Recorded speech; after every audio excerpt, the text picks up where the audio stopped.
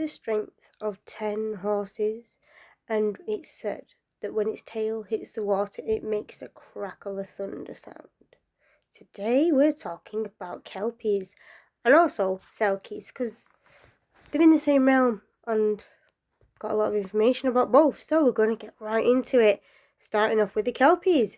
So it is a shape-shifting water spirit. It is classed as malevolent because some are a bit in the middle, some can be both. This one though is just, sorry to say it, they're a bit of a dick. Sorry.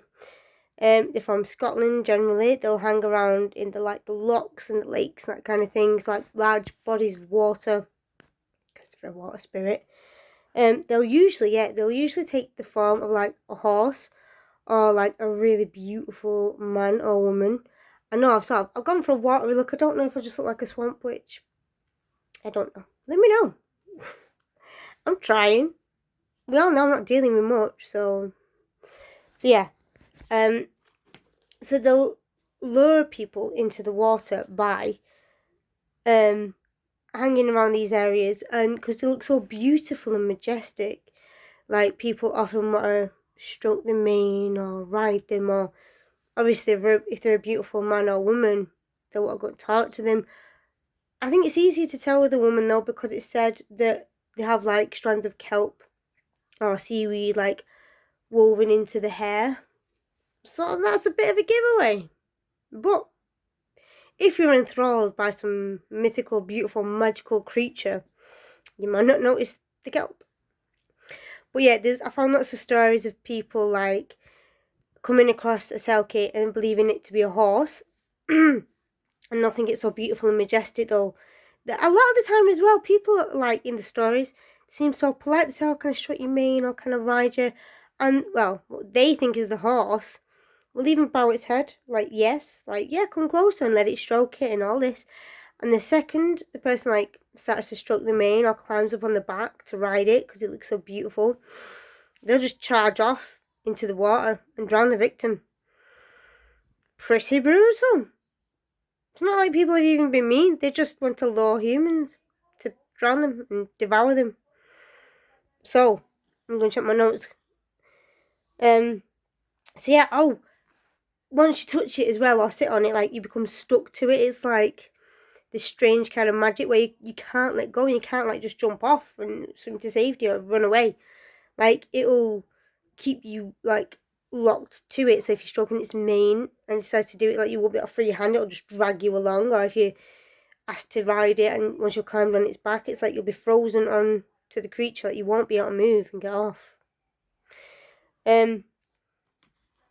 Oh, it said that you can control them if you manage to get like a magical bridle or like a saddle with a crucifix on it. Don't know how true that is, but also how close would you get one? And it would obviously be able to sense that you're up to something. Also, is it a good idea to try and control a mythical creature like that? Because you can guarantee at some point it'll get free and it will come for you. So I wouldn't recommend that, but that's just what I found in my research. Yeah, they can be as strong as 10 horses, just this one. Obviously, it's not a horse, it's a Kelpie, but it can look like a horse. And it said that once it does hit the water and once its tail hits the water, it sounds like the crack of thunder, which has got to be terrifying. Also, the fact that this magnificent, powerful creature is charging along into the water with you. But yeah, I have a story. Right, there's a girl named Fiona, and she's gone for a walk, and she likes nature and woodland, and she's a bit of a free spirit and all that. And she comes across this really beautiful, majestic looking horse. Of course, it's not really a horse, we know that. She doesn't. And she loves horses and she loves riding horses. She thinks, oh, what a beautiful horse. So she goes over to it and she goes, oh, he's so beautiful. And it allows her to like, stroke its mane.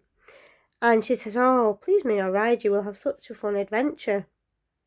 I don't know why people talk like this, but this is the story. I didn't write it. I got the story from my research. And the horse again nods, like it bows its head down as if it's saying, yeah, of course, get on me. Stays nice and still, lowers down a bit for us to jump on. And again, shoots straight off into the water, whichever water is close, whether it's a river, a lake, a loch, I don't know, doesn't specify, just shoots off into the water. She's like, oh no, she's going straight away because of course, why wouldn't you? This is not a real horse. This is a Kelpie. And she starts to panic because she's trying to free herself and she can't. Then a lesson that Grandma taught her, because grandmas are awesome, they have all sorts of stories. She remembers her grandma teaching her like this ancient prayer. I don't know what the prayer said, it just says ancient prayer. And she recites this prayer and prays to her grandma and is like, God, please help me. And as she's doing this over and over in her head, she might be saying it out loud or in her head, it doesn't specify. Probably a bit of both. It said that the Kelpie starts to turn into seaweed and just disintegrates into the water, into like a pile of seaweed. So then obviously, she's stuck in the water, but apparently like her ancestors and this prayer gives her the strength to swim back to shore and she's fine, luckily. There's a few stories where there's not a happy ending, but that's the one I've decided to go with today because it's a bit less morbid. There is another one that's not a really tragic ending as well. There's, a fisherman. Now, I think it's Seamus. If it's not, and anyone knows this story and I've mispronounced or misnamed someone, let me know. But I'm just going to say Seamus for the sake of the story. So, Seamus is a fisher. This village is having a hard time. There's not a lot of fish anymore. No matter what they try, they're struggling. And then one day he's down by the river having a think and he sees this really beautiful horse. We know it's not a horse. And the horse actually says to him, I am a magical Kelpie. It actually says what it is to it, but this man is a bit naive, I think. And he says, I have magical abilities, and if you allow me to drink from this lake every day, I will make sure your nets are always full with fish. So of course he agrees. He's like, all he wants to do is drink from the lake. It's fine, okay. Bit of water every day ain't going to do any harm. I'll get fish. The village will do well. Great. So for a while this happens. Every day the Kelpie shows up, has a drink. That's that. And every day when he goes fishing, the nets are full. The village is doing really well. They're not struggling anymore. Everyone's happy. But then he gets this nagging feeling. The Seamus is like, I don't know how much I trust this Kelpie. I don't know much about it. So one day he decides to follow him. And he's creeping along really stealthily behind him. Now I don't know if the Kelpie can sense his head because he's magical and humans are pretty clumsy even if we're quite stealthy. But anyway, so he's creeping along behind this Kelpie. And he sees him go back to his land, his body of water. And he sees the Kelpie changing form from this beautiful, majestic looking thing with a mane that looks like a waterfall to this demon looking creature. Still in the shape of a horse, but really demonic looking and dark with red glowing eyes. And he starts to hear this really menacing cackling laugh. So he's like, no, I can't do the deal anymore with this creature. So he doesn't say anything to the creature, but he thinks, right, I'm gonna break this deal off. And because obviously the intent of the deal is now gone, Kelpie can't drink water there anymore, so the fish do disappear. But he tells the town, and he's like, look, no, we can't do this. We can't make a deal with this evil creature. And they decide, yeah, it's best not to take the easy route. And they all sort of come together and they figure it out. So it's a bit of a lesson on perseverance, and also don't believe every deal. Don't take every deal you're offered. There you go. So I think that was the last one about the Kelpies. But yeah, fascinating. Because I've seen so many pictures and they are beautiful looking, but they're fucking evil. There's no reason either. There's no reason. They're magical. They could use it for good. The people that are kind and polite. Why do they have to be evil? I don't know. They're just turds, basically. I'm trying not to swear too much. We're getting on to the selkies next. They're a bit more complex. So selkies they're Scottish as well, but Norse also. And if there's anything I'm missing, let me know. But I just found Scottish and Norse in origin. They have a dual nature. They can be good and bad. I think it depends on the experience you have. So they're shapeshifters as well, and they shapeshift. A lot of these shapeshifters turn to humans as well as other animals. So these can turn into human females and human males. And apparently, if they do that, they're really attractive. Apparently, so any male models out there could be masquerading. They could really be selkies. We don't know. Just teasing you, but anyway, the other form they take is seals, and a lot of people have confused them for mermaids as well, apparently. But I think that's because, like, as they're transforming into humans from the seal, like the tail end sort of looks similar. I don't know. As much as I wish mermaids were real, I don't think they are. But I'm not going to destroy anyone's illusion. If y'all want to believe in mermaids, go for it.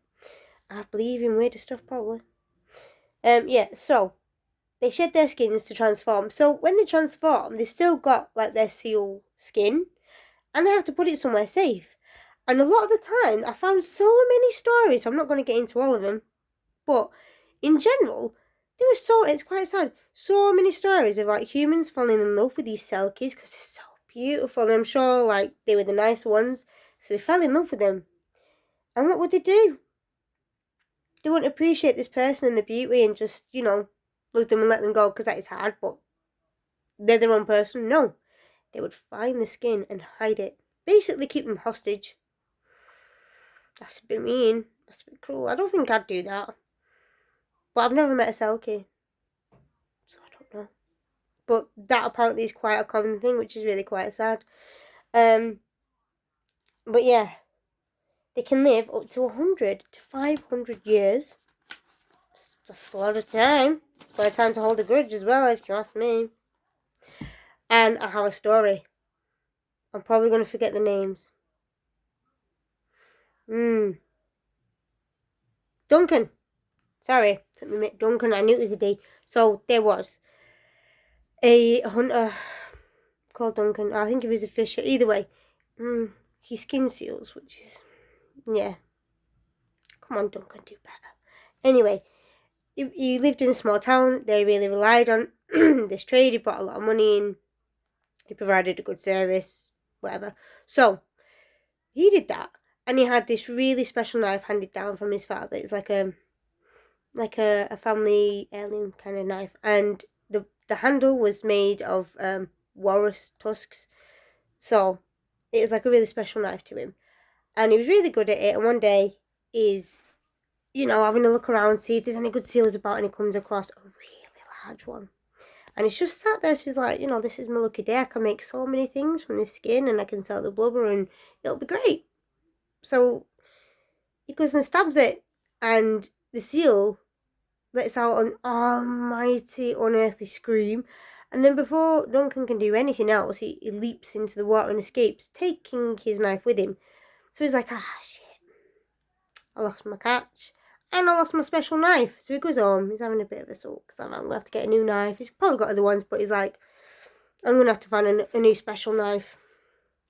And then I have to go back out hunting again another day, because that would have been a really good catch. Then he gets a knock at the door, and he opens it, and this really beautiful woman is stood there, and she introduces herself, and she says, "Oh, hello, I'm a selkie. My dad is the king of the selkies, and we have a great fortune, and we propose a deal. We're not going to hurt you. We just want to buy all of your crafts, all of your anything that has selkie skin in it, seal skin. We want to buy it. We will pay you, but you need to come and meet my dad, the king, and bring an item to prove yourself." So she looks around on his wall and she sees these mittens. I'll bring those mittens and come to this meeting. He's not even agreed. She's just telling him this is what's going to happen. But he thinks, actually, that's a good deal. So he agrees. And so he comes outside with her. And of course, what stood there, now they say it's a horse. I don't think it's a horse. I think it's a Kelpie. Because these people are probably these creatures are probably friends. And you're going to find out why I think it's a Kelpie in a minute. So he comes out and she goes, okay, get on the horse. Because obviously I can make my own way there. I know I'm going. You get on this horse. So he gets on the horse. And he's stuck to the horse, and the horse legs it. And he's heading towards a cliff, and he's like, whoa, I'm going to die. And the horse, the Kelpie, jumps in to the water. And it doesn't drown, it's all good. He finds this like secret doorway that leads to a secret entrance, and then, it's not full of water, he doesn't die. And he meets these selkies. And he's introduced to someone. He's like, hello, I'm the prince. And we have to confront you about something. So you caused a great injury to our king, but only you can heal it. Only you can undo the pain and damage you have caused. So he's like, oh no, I'm gonna get killed. He's like, no, we're not gonna hurt you. We just want you to do the right thing. And then he looks over and sees the seal that he stabbed that morning. He's like, oh crap. So he feels really bad, but he's like, I don't know what to do. So he goes over and removes the knife, and he's like, right, well, I'm not really a doctor or a vet, but he just holds the wound and tries to close it with his hands. And magically, because we're talking about mythical creatures, it starts to heal. And because he genuinely is sorry for what he's done, I think it does heal the king, and they're all like, oh, fantastic, that's great. And he's like, oh, I'm so sorry. He starts to feel really bad for everything he's done. And he's like, oh, what am I going to do? And they say, okay, because you've shown us a kindness and you want to do the right thing, we'll bless you with good fortune. So if you decide instead to be a fisher, we'll make sure your nets are always full, as long as you never hunt a seal ever again. So he's like, yeah, that's a good deal, okay. I apologise for hurting any of you people. I'll do that. He's like, can I please take my knife back though? And they're like, no, we think it needs to stay here. And, actually Duncan's alright about that. He's like, yeah, it was special to me, but I see why you'd probably want to keep it. So that's what happens. And they let him go, and he's free, and he has this good relationship with the selkies, which I think is awesome. Because usually these stories don't go very well. But these selkies seemed really reasonable and really kind, and they were just like, just stop killing us, yeah, mate. And he was like, yeah, okay, basically. But in a more mythical, magical way. I don't know what happened to the Kelpie in the end. I think they must have had some sort of deal with the Kelpie. Because they definitely weren't a normal horse, let's be real. What kind of normal horse can go into the water and survive and find a secret tunnel, door, whatever? Anyway, that's enough of my rambling. That was my story. That was the selkies. I couldn't find as much information about selkies, I'm going to be honest. I found more stories than information. Like with the Kelpies, I could find a bit more info and lots of stories. Selkies, I could find more stories than information. So yeah, they are sort of seal-looking creatures that can transform into really beautiful men and women. Apparently they don't plait their hair with kelp. Some might, but in general that's more Kelpies. It is very hit or miss with the selkies. If you piss them off, they might really hurt you. Or they might just be like, can you please stop? And we'll make a deal. Kelpies are just assholes though. So if you ever come across a really pretty horse near a body of water, just look with your eyes, don't touch it. That's all I'm going to say. Also, in Scotland, there is actually a big, massive, I don't even know if I call it statue, monument. Oh, I'll open my eyes wide then, sorry. Monument, and it's two Kelpies, like the heads of Kelpies. And in the night, they actually like glow, they're like up and they look really mythical and cool. I've only seen pictures, but I really want to go to Scotland now and see these because I love horses. I obviously love folklore and myths and legends and tales, so that's on my bucket list now. Anyway, I hope you enjoyed this haunted folkloric history. Yeah, haunted folklore. That's this series for Halloween, haunted folklore, because it's more folklore than history. Mythical history. There you go. Anyway, have a good rest of your day. I hope you enjoyed the stories, and I'll see you soon, my spooky pickles.